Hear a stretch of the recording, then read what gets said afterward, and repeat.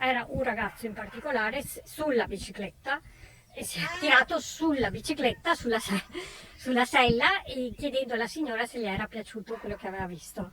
Così dei ragazzini in via delle Rose a Mogliano Veneto hanno trascorso il sabato pomeriggio mostrandosi come mamma li affatti ad alcune signore della zona, provocandole anche con frasi e volgarità. Veri e propri atti osceni che hanno lasciato per lo più interdette le destinatarie di quei comportamenti.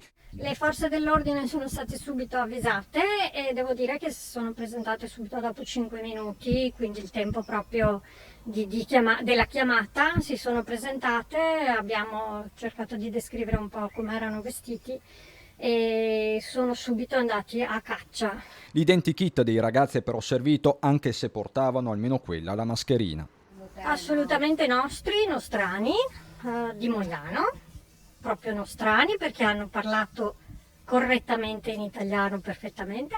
Li ho visti perché giravano, erano coi capelli castani. Non sarebbe però la prima volta, anzi, giovani avrebbero colpito anche in zona Ronzinella la scorsa settimana, episodi di cui è a conoscenza anche il comune. Bisogna in parte comprenderli, ma anche educarli. Per questo bisogna che le scuole riaprano e riparta l'attività sportiva.